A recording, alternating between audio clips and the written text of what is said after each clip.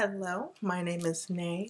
I'm creating this video basically to just inform you on attachment styles, how to identify your attachment style, and exactly what that is and how that correlates in our everyday life.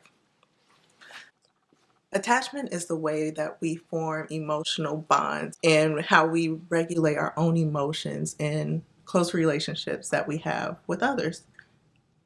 This can be with friends, with family members, with a romantic partner. This is just how you communicate and form these bonds with these people.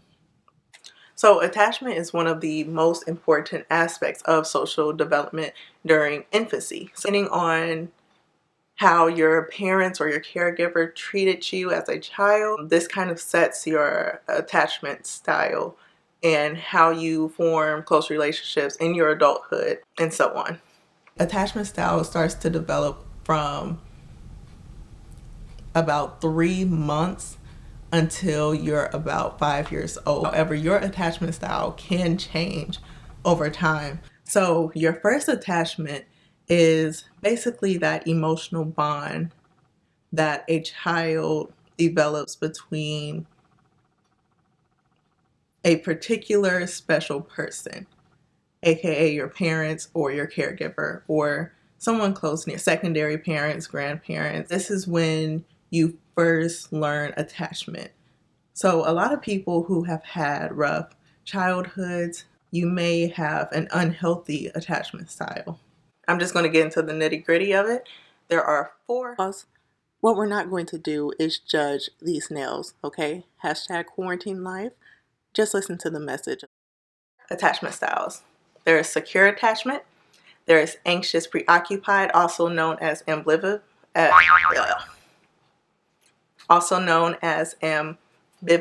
attachment style. There is avoidant dismissive or dismissive avoidant attachment style. And then there is fearful avoidant, the only healthy attachment style. And then there's the rest of us. So I'm just going to get into it. Side note, I do want to mention attachment styles can be, it can be applied to friendships, co-workers, family members, love partners, but for the sake of this video, I'm going to use a lot of examples with romantic relationships. So a secure attachment style will look like this. They think very high of themselves and others. They're very confident in themselves. They're very confident in their partner. They communicate very well. They're very interdependent. They can work well with someone else.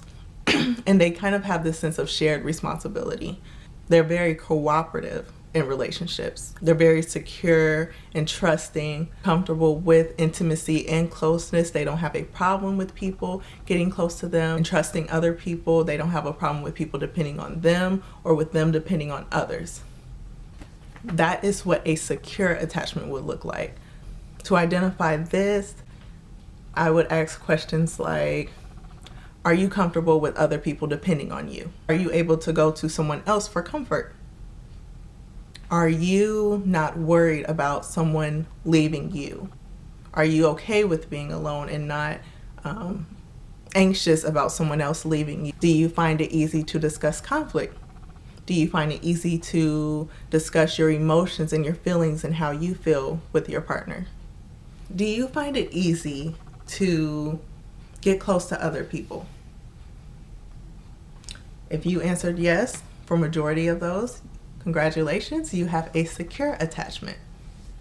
One thing about secure attachment styles, though, is that they're just not here for a dysfunction. As soon as, and usually that's why secure attachment people usually will not get with the other 3 attachment styles because they're just not here for it.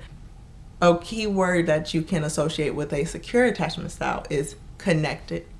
They're very connected to their partner. They work together very well. They can discuss conflict without any issues. And that creates the perfect recipe for a relationship, really, any relationship. If they try to work with you and it's just not working out and you're not seeing where they're coming from and you can't be reasonable with them, you can't work with them, they will back out and just go get someone who is secure. those three other unhealthy attachment styles just kind of, link up with each other.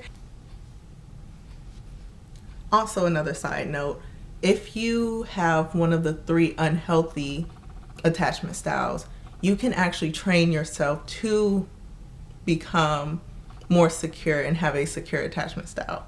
It is possible.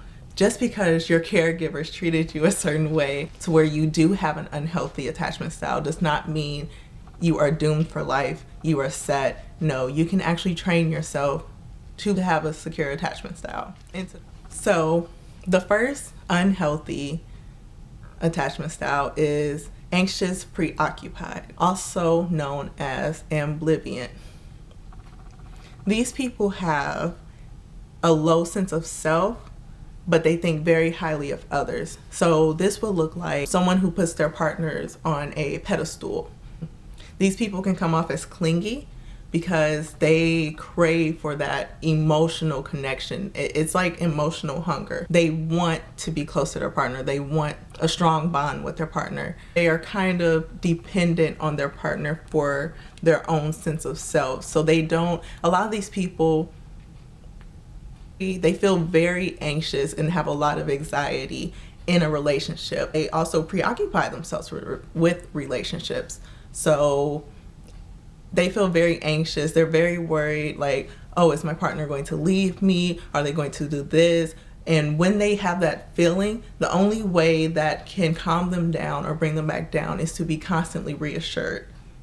Do you still love me? Do you still want to be with me? Do you still want this? That is how they get their sense of self, is by knowing that their partner does need them. But at the same time, they have a lot of anxiety when their partner isn't around. So, for example, if your partner takes too long to text you back, not even take too long, maybe let's say 10 minutes, and you're like, oh man, what are they doing? They don't like me anymore. They don't like this. It's a lot of anxiety, and they feel they will constantly need reassurance. A lot of these people who fall into this category, they struggle with communicating. They can't really communicate as well. So they may have this may lead to them even having unrealistic expectations for their partner. Whenever they feel like their partner is slipping away, they may do something and act out in a way to express themselves. They may try to make their partner jealous on purpose just to get a reaction out of them, because that is if they can't get that reassurance, this is a way that I can get my validation. Do you find yourself stressed thinking about if your partner would want to leave you? Do you get anxious when you don't hear from your partner all day? Do you want to talk to your partner every single minute of the day, all day, every day? Feel almost like a withdrawal when you're not speaking to them. Almost like you're going crazy as if you are not talking to them, if they are not in your space, you almost feel like you're going crazy because you become so invested into this person. This is what an anxious preoccupied attachment style will look like. Someone with this attachment style may worry that their friends or their partner doesn't really love them. They might be thinking that, like, oh, they don't really love me, they don't really like me.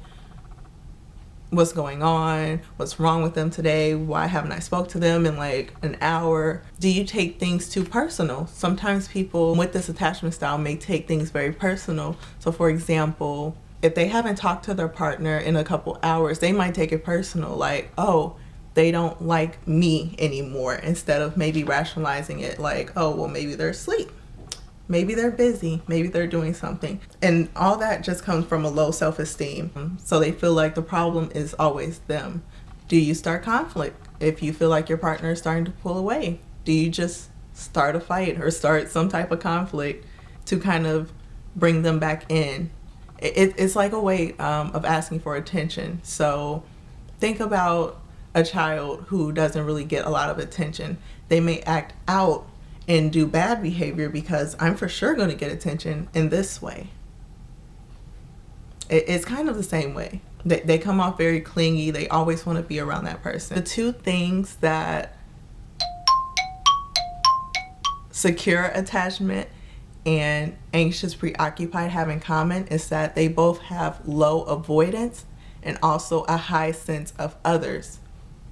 They both share those two characteristics. They think very highly of others, and they're not big on avoidance. Now to the next one. However you want to call it. Some people call it avoidant dismissive. Some people call it dismissive avoidant. Same.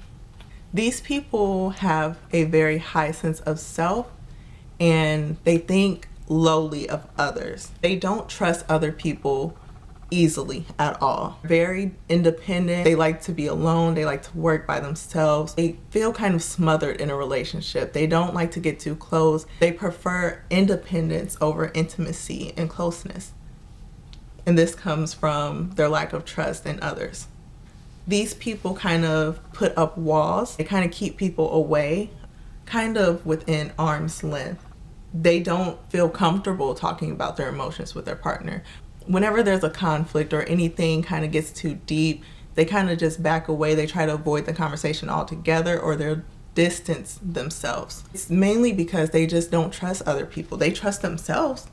And actually, these people are very good at other things because they'll put their time, instead of focusing on love and closeness and intimacy in relationships, they'll put it into something else. People with this attachment style may struggle with addiction, and it can be drugs, it could be gambling, it could be work. They may bury themselves in work because they almost see that as, this is my relationship. They kind of view relationships as unnecessary. Like, I don't need anyone. I don't want anyone. I don't want anything. All I need is me. That's it. Do you trust other people easily? Or, I'm sorry, do you find it hard to trust other people? Do you find it hard to depend on other people? Do you not like when people depend on you? Are you somewhat uncomfortable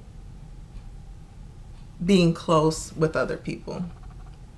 Emotionally, emotions and your feelings. Do people usually want you to be more affectionate? Do you think it's easier to ignore conflict rather than to talk about it?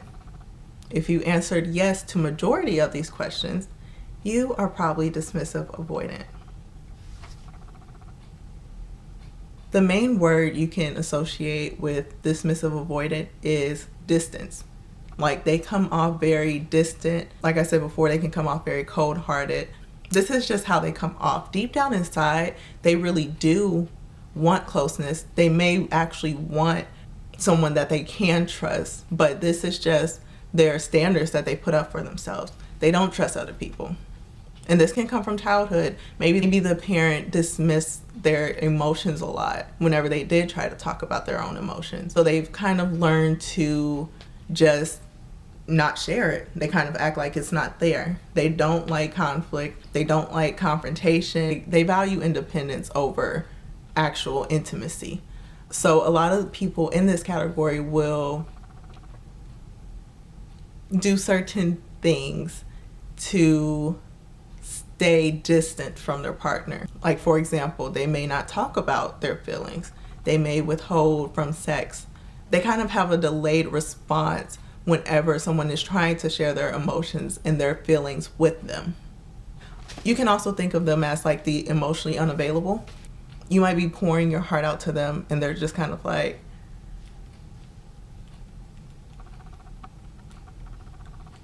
because they don't want to deal with it. They don't want to deal with emotions. They don't want to deal with their feelings. They don't want to deal with any of that.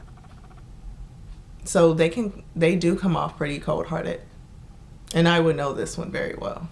A lot of people that fall into the category of anxious preoccupied actually end up with people who are dismissive avoidant, which is just a recipe for disaster because they're complete opposites. It usually doesn't work. And the reason why these two usually match up is because they kind of play on each other's fears in a relationship. So if you're anxious preoccupied, you want that closeness to someone, you want that emotional bond, but this dismissive avoidant person is like, no, back up. Every time you try to get closer to them, they're like, no. And that just creates more anxiety for the anxious preoccupied. But at the same time, the dismissive avoidant, it's almost like they're getting their ego fed. It's almost like, even though they do think highly of themselves, they don't need other people to validate that for them. It's almost like they're like, okay.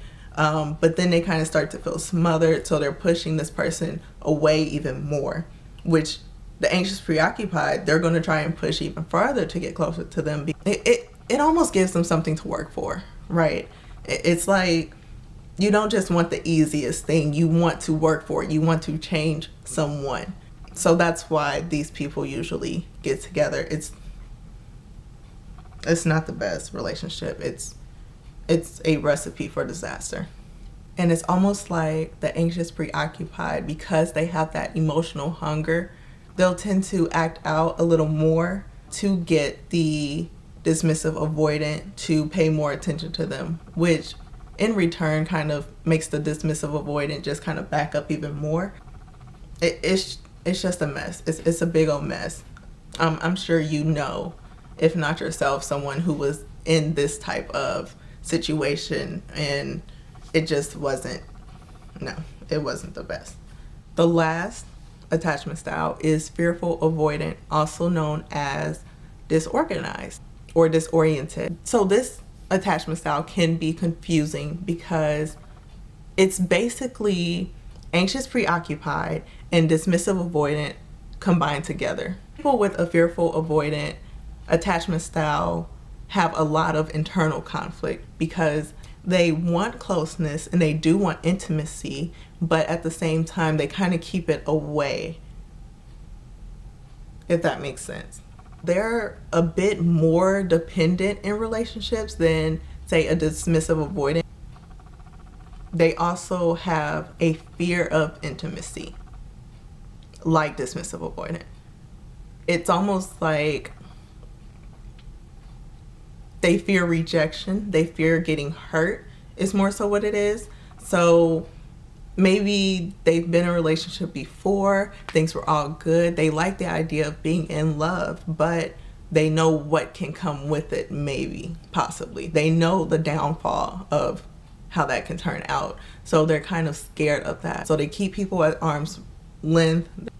The main word you can associate with fearful avoidant is needy.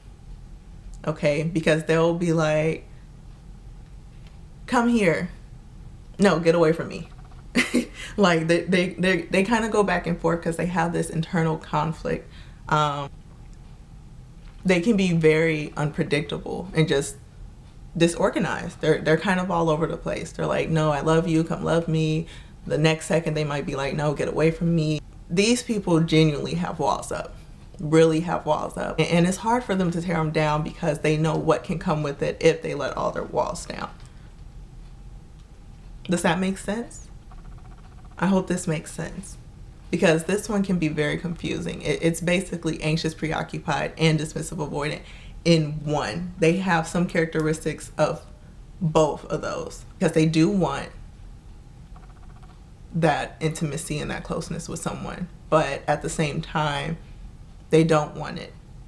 They also get their sense of self from someone else because these people tend to have very low self-esteem, but they also think low of others. So it's almost like, okay, tell me I'm pretty.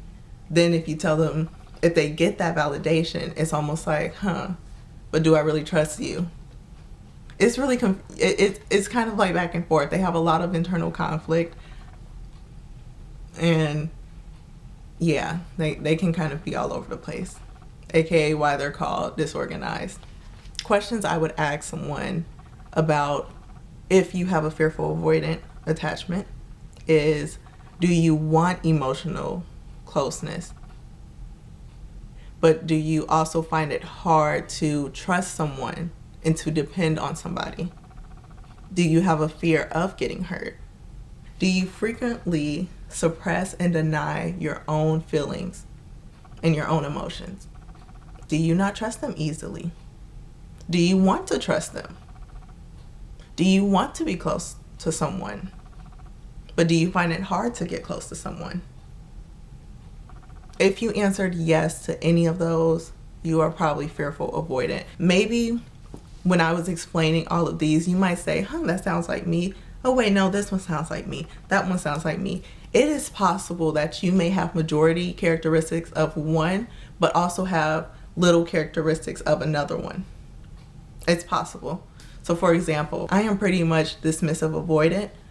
However, I don't find it hard to share my feelings and emotions with someone. I don't want to say I'm confrontational because I feel like that has such a negative connotation, but I'm very good with dealing with conflict and dealing with disagreements head on.